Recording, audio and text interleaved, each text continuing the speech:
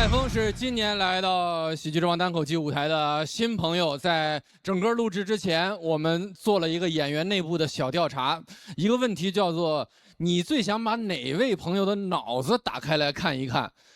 王凯峰获得了第1名，击败了林简七。所以听他讲脱口秀要小心一点，不然一不小心你就被他不知道绕到什么地方去了。我们来看一看王凯峰今天为我们带来怎样的表演，掌声有请。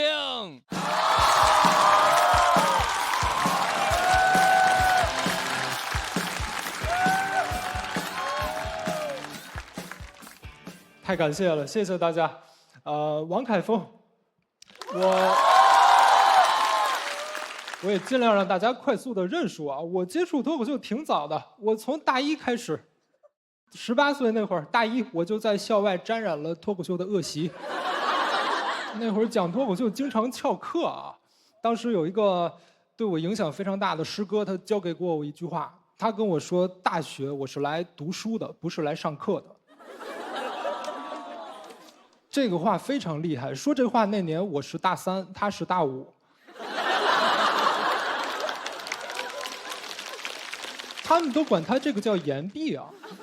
有一天问他说：“师哥，你为啥延毕？”他跟我说：“延毕能省房租，而且大学生吃那个海某捞比较便宜。”太厉害了！我这师哥最后是续了2年，读完大5，他又攻读了一个大6，然后才，你为什么这儿有一个毕业生在？你起来跟大家打个招呼好不好？我在那儿注意你很久了，欢迎你啊！非常棒，你是今年毕业还是说想穿这个过过瘾？没有，我就是今年6月毕业。今年6月毕业，已经毕业了，还是说没有参加那个毕业典礼？你可以坐下了。毕业典礼就是马上就要举行了，还没。马上就要举行，先来这里彩排一下，是不是？今天就是你大喜的日子啊！其实你这是学位服吗？是的，是硕士还是本科？蓝色的是硕士。蓝色是硕士，比我高啊！有没有读博的打算？没有。最好有啊！你看今天这个冥冥中都是一种暗示啊！我们今天这个阵容的组装，我们这儿有辛博，有于博，我们有唐博、黄博。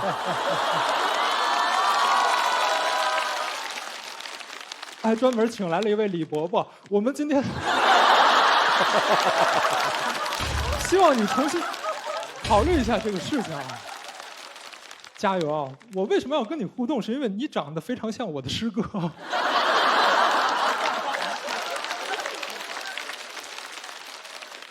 然后也解释一下我为什么要挑战肉食动物，因为我可以在现场抓取一个搭档。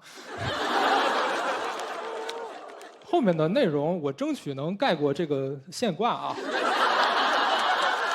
内容也是精心准备的，但我这样很开心啊，这个就是我今天的一个策略啊，它叫不徐徐制胜。今天给大家准备的是一个读书人的这么一个人设啊，所以我开头不是说要鼓励大家延毕，我是觉得那句话很重要，就是大学是来读书的。我是一个读书人，这个能看出来吗？我相信讲到现在，应该能够发现我的这个台风是非常的虚弱，是吧？沾点那种文弱书生的感觉。他们有人说我就是那种把我扔《聊斋》里肯定得撞见东西的。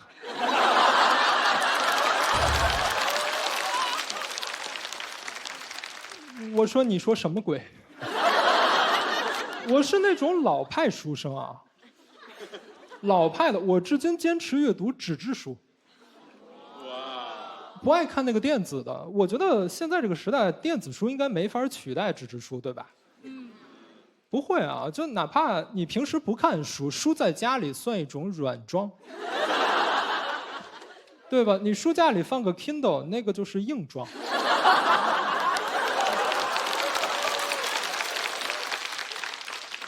因为电子书是没法用来陈列和收藏的，电子书没法收藏啊。你如果有个朋友指着他那个电脑的文件夹告诉你，这些都是我的珍藏。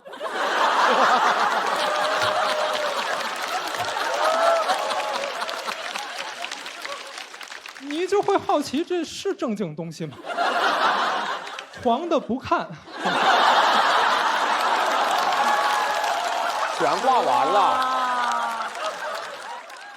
我书架里至今珍藏着我小的时候非常喜欢的一套儿童恐怖文学，那个是我的启蒙读物啊，儿童恐怖文学。我那书非常禁忌，那个书封面就能把别的小孩吓一跳，然后封面上还写着一行小字儿，叫“胆大的翻开，胆小的走开”。我非常喜欢这个 slogan， 我当年就想把它给抄走，就写在我作业本上。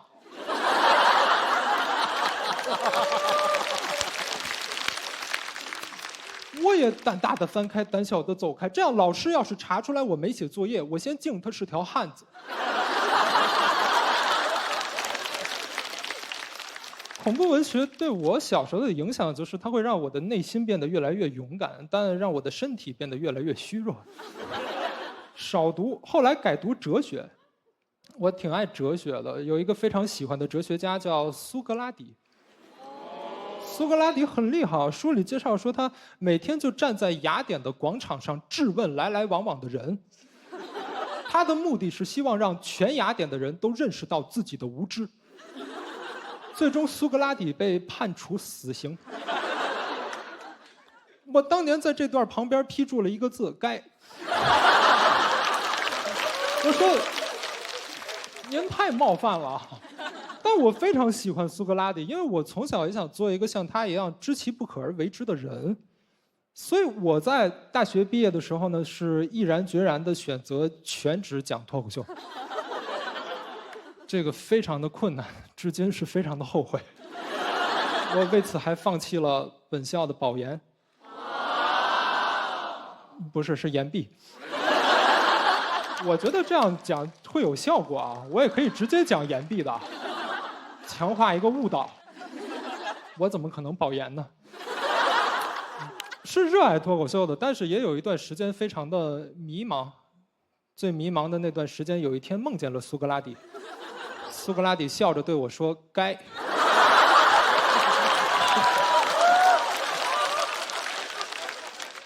反正就是老派书生，热爱纸质书，还喜欢纸质书的一个点是喜欢闻书的那个香味儿。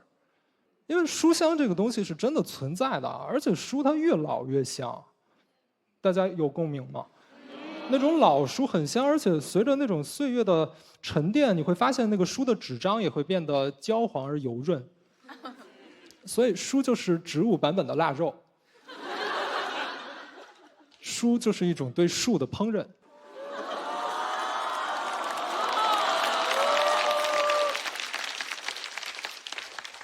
为什么有的人买了书以后从来不看？因为他在等最佳赏味期。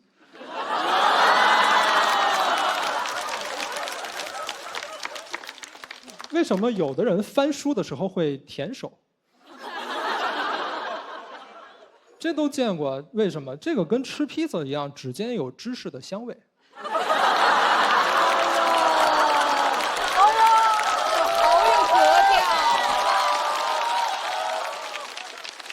希望大家能喜欢这个书是腊肉的比喻啊！谢谢你们，我还准备了一个比喻。关于读书这个事儿，我觉得其实读书就特别像神仙享用贡品，营养吸收了，但东西还在。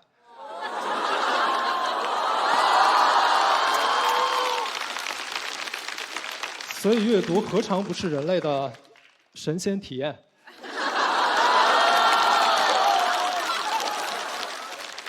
希望我也能有勇气把这个脱口秀就停在这里啊，但很难。我平时讲这两个比喻我非常喜欢，但他经常冷场。我甚至为此专门咨询了一个非常资深的脱口秀老前辈啊，我就把我这俩比喻发给他，问他说：“您觉得怎么样？”哎，老前辈跟我说：“我感觉就像蝴蝶的翅膀。”我说：“哦，说我浪漫。”他说：“不是，是两个都要删。”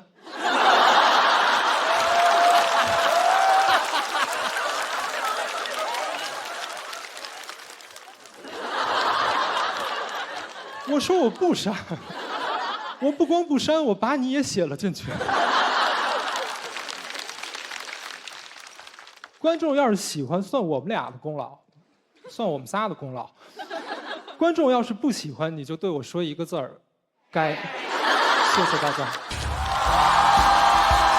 谢谢王凯峰的表演，很厉害。喜欢凯峰这段表演的朋友，千万不要忘记为他投票，请锁票。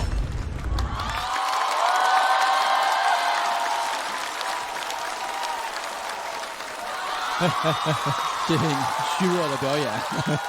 哎呀，这一段为什么不放在第一轮呢？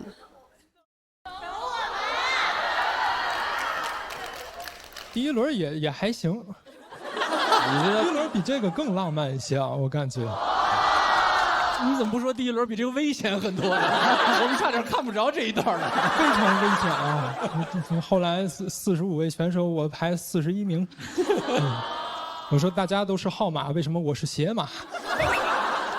这咱先问问第一回看的乃文哥，这挺不一样，对不对？我就感觉就是你这个说是所谓的虚弱的表演，但是我觉得内核很炸，就是他有别人触不到的那些点，就是你的脑洞，你刚才说的是对的，就是他的脑洞真的很新奇，是吧？整场的表演包括现挂，他反应其实很快，拿了就能用。而且还能 call back 别人，就是我相信这都是即兴的，就是你很享受的同时，让我们也很享受。我现在只能用你的一个词儿来概括我的感觉，就是神仙的体验。谢谢，哎呦，非常感谢。这个炸哈，在我这儿，他这老感觉是上面蒙了层被，在里头炸。对，炸里面了。对，而且他在上面的表演，我也不知道脑子里边老出现，就有一种鸟站在木头上，你不仔细看，它像个木头一样，你再离近了看，就这样一动不动，那个它就特别像，很神奇。我觉得其实反而今天其实比第一次要松好多啊，第一次那个特点更明显，就是上来以后，我说这是何方神圣。妖孽，对他说不出来的一个自己特殊的劲儿，我觉得挺好的。这个是需要一定底蕴的，但是他真的是出现在整个的脱口秀的这个大群体里边，我觉得他太有必要有一个这样的类型的存在了。而且他那个比喻找的简直太神奇了。对，上次也有什么山是树的楼房，对，我这就太神奇了。我觉得他的脑子里边的那个脑回路或者那个褶皱，可能跟大家应该是不太一样的。对，谢谢。